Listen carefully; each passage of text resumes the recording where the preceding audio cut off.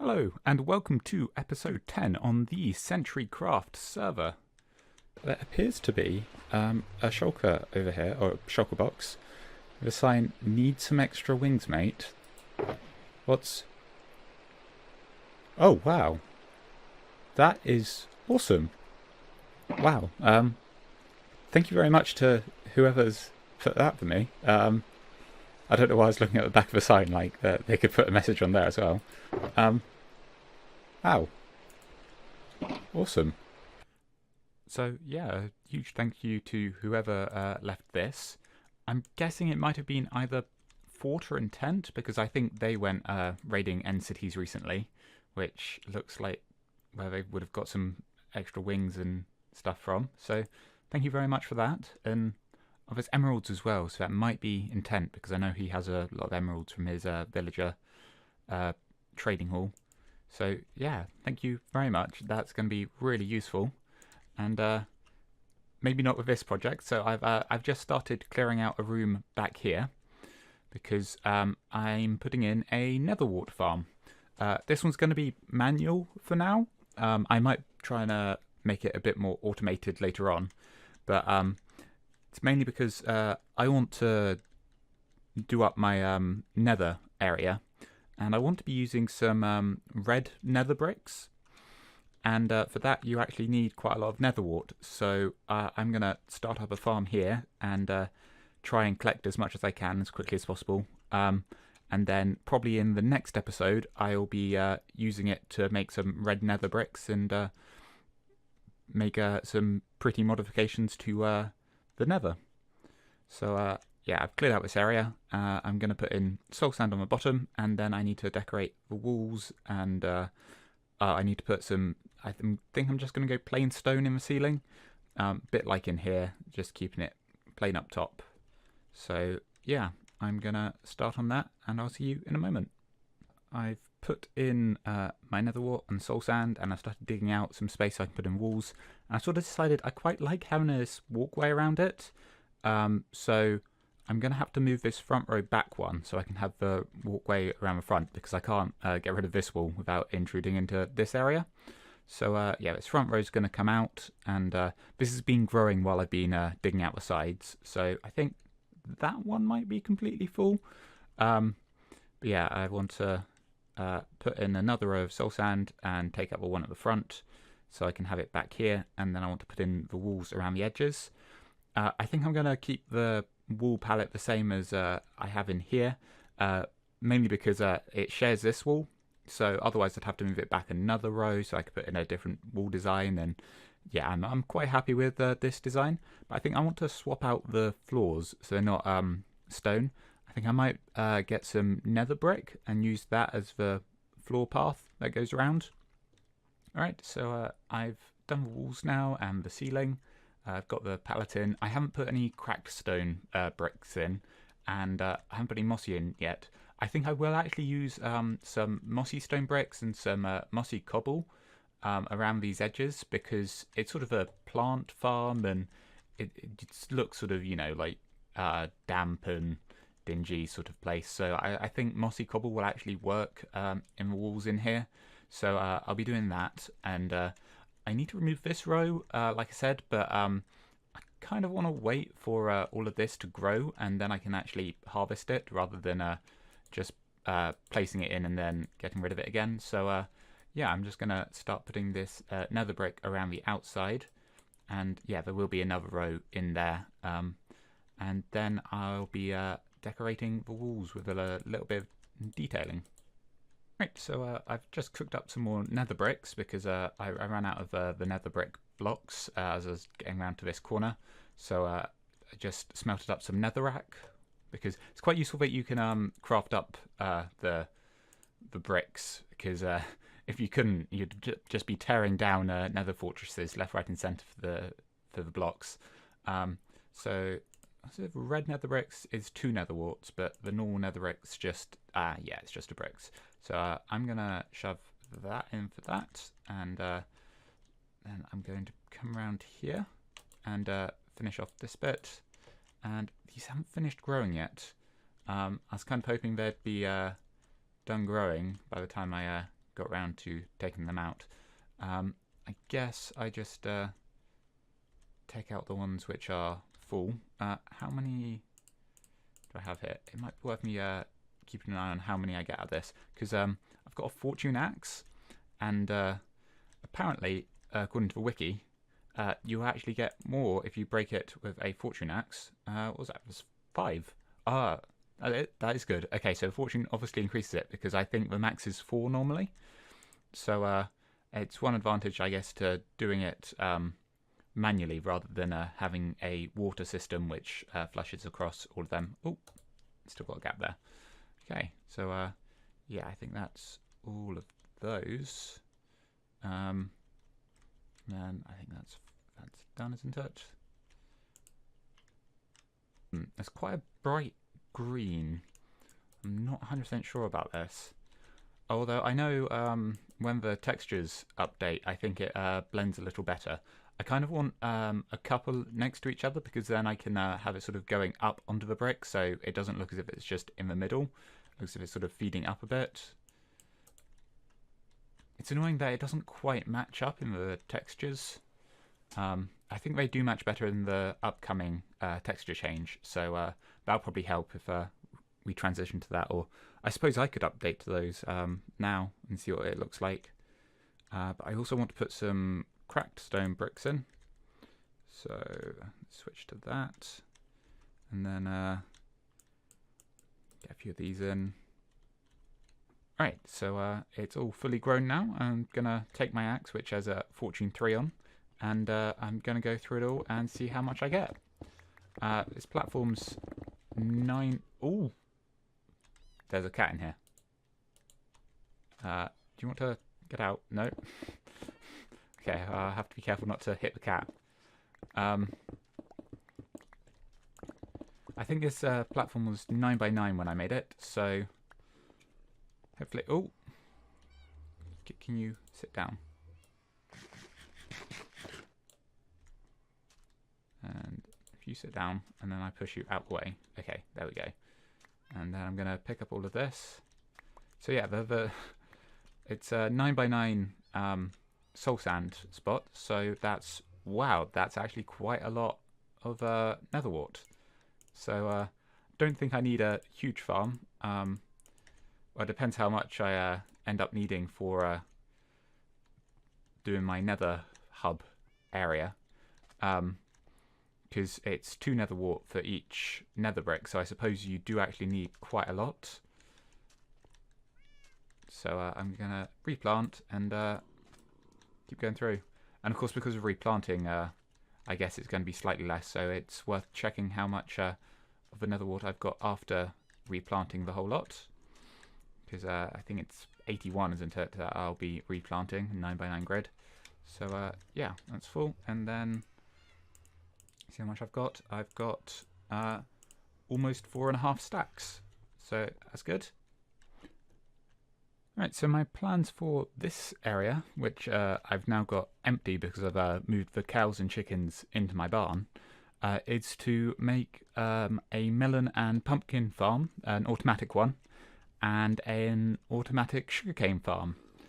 I also want to get an automatic kelp farm up and running, but I'm not sure if I want to put that in here or whether I want to put that out towards the actual ocean, because that's already filled with water and kelp, and it might need to be a bit bigger depending how much I want. So yeah, that's a plan for that.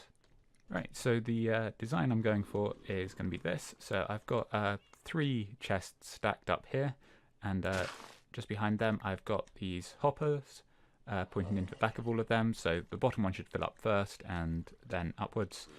So I think I'm going to do 1 stack here and 1 stack just over this side. So I'm going to have melons on one and pumpkins on the other. So I'm going to put it like this, and then the observers are going to detect when the stem grows and push off any melons or pumpkins. So I've made it this length because this is the length the water can run. So yeah, now I think I want to put in melon and pumpkin seeds to get them growing, and then I can put in the observers and pistons. Alright, so I want to check that the system I've just put in is actually going to work, because this redstone isn't pointing into the pistons, so I'm not sure if it's actually going to make them push. So if I bone meal that, I'm sure that should be giving an update. Okay, so it is, but the pistons aren't pushing. That's a little irritating, so I'm going to have to come up with a different way to power these pistons, I guess. It might be at this point that I'll have a look on YouTube for some tutorials on how to do this. Might be able to do it with a block behind one of them or something like that. Oh, actually, yeah, if I put blocks behind all of these and then run the redstone across the top, that might work. I'm going to give that a go. Okay, so I've got redstone along the back here, and if I bone meal this, all the pistons fire, which is exactly what I want. So I'm going to have to do the same thing on the other side, so it's working on both sides. That way, anytime one of these produces a... I think I did pumpkins on this side. Anytime one of these produces a pumpkin, the stem will give an update, so that will go through the observer, which will power this block, which will power the redstone, and then all of this redstone along the back here powers the pistons. I'm not sure why it powers it here and not below. I guess it's to do with quasi-connectivity, where it powers the block above and then... interesting. Unless it powers the block below. I'm not sure. But this seems to work, so this is what I'm going with. Alright, so I've set up a melon version on this side, which is exactly the same as this one. But they've actually, I decided it would be easier to share this line of redstone in the middle, because it's mirror reflected anyway, so otherwise I would have to move it 2 blocks across, so I'd have a gap between this line of redstone and the next one, otherwise they would activate each other anyway. But I don't think it's an issue having them activate each other, and that should have... I haven't put redstone up there yet. Okay, so I still need to put redstone on that side. And am I out? Okay, so I need to grab some more redstone. But yeah, so I've got this design going on, and I think I might replicate this up a couple of layers. So I've got a higher output, but it's already producing things. So I've got a couple of pumpkins and some melon slices already. So yeah, I know these aren't lossless, that you can end up with items left on the side, and you could fix that by running hopper minecarts underneath and all that stuff, but to be honest, I think it should be okay. It's not going to be dropping so many entities that it causes lag, and I'm still going to get plenty coming through. So yeah, I'm just going to leave it like that for now, and if it does become an issue... Oh, I picked that up. Oops. If it does become an issue where there's too many dropping on the sides, I can always come in and put some hopper minecarts underneath to pick up any which do drop on the sides. Although I'd rather not, because hopper minecarts are a bit of an effort. You've got to get gold in for the rails and all that. So yeah, I'm going to be replicating this design up a couple. I'll make sure I've left in enough room if I do need to put in hopper minecarts in a bit, but should be okay, I think. So yeah, I'll replicate this up a few times and see you after. I'm on the top layer now. I've done 3 layers of these. I've put water in all of them, because I was going to leave it open so they all drop down into the bottom water stream. But I think they grow faster on hydrated farmland. So yeah, I've put water in so the farmland's hydrated so they grow a bit faster. And I've put torches in to make sure that they all have enough light to carry on growing. And yeah, I've now got 3 layers, which I think will be plenty for gaining stuff. I don't think I'll need any more. Also, I'm already quite high up now, and right now it just looks like a huge stone thing. So I'm going to need to build a sort of house around the outside of this, or another barn type building. I think I'm going to stick with the farm theme. And can Nope. Where is he? Where is he? There's a baby under there. Okay, got rid of that baby zombie. Some of them don't have all the stems fully grown, because I didn't bone meal them all. Although some I needed to bone meal so I could place the observer in, because I was using the hitbox of the stem to place the observer in. So, yeah, most of them have the stems grown, so are ready to produce pumpkins and melons, but some still need to grow, so that might take a while until it's at full output. But it's ready to be left alone now. So, I've started building up a sugarcane farm, as you can see down there, and I realised I didn't actually have any more redstone, so I'm just going to break down a whole load of redstone, and then I can use that for the observers and pistons in the sugarcane farm. Right.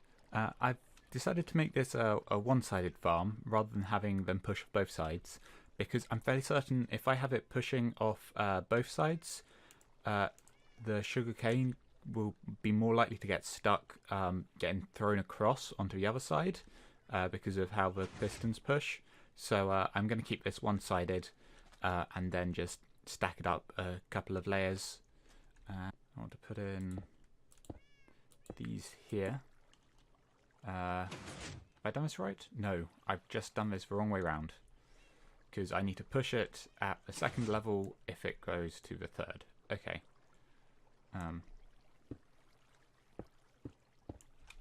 Okay, so now to check that this is working, I'm going to put sugarcane there and then there, and yep. Okay, so when it grows to 3 high, all these pistons will fire and push off the second one, and then it should all be collecting down in there. So I think I picked up the stuff it actually pushed off. Right, so then I just want to stack this design up, so I've got a couple of layers of this. Right, so I've built this sugarcane farm up again. So I've got the same thing up there with water stream, so that'll drop it down and into this hopper here.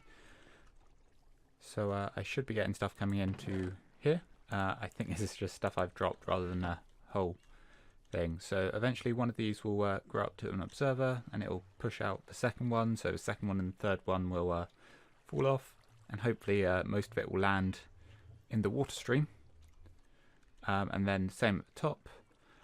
I know this isn't going to churn out loads and loads because it's quite a small one, but it's a way to get some sort of fairly constantly without having to just run across that manually chopping it all down with my hand.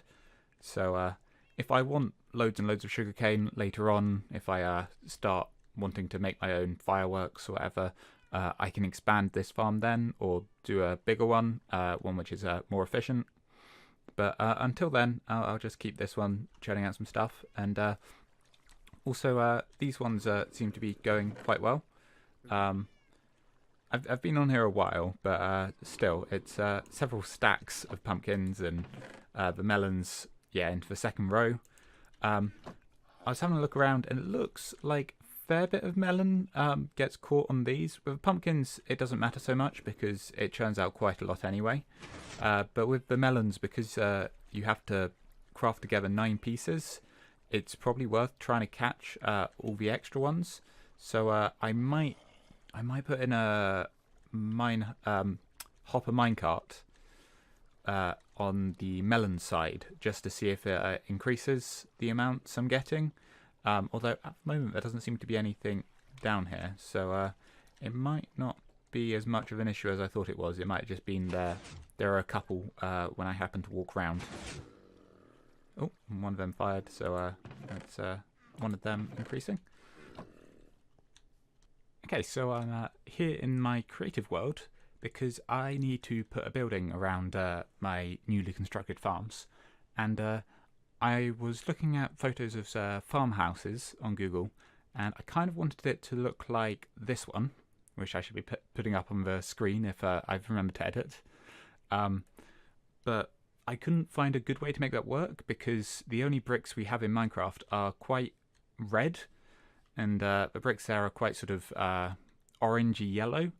So yeah, it didn't quite work the way I wanted it to. I was sort of trying a few different designs here, putting sort of wood up. Although I do like the smooth sandstone, so I've kept trying that. And then I was trying a few other things to try and match different styles of farmhouses. So I tried this and this one. I quite liked this, but because there's no stair block, it doesn't quite work quite right. And yeah, I wasn't too keen on this one layer here.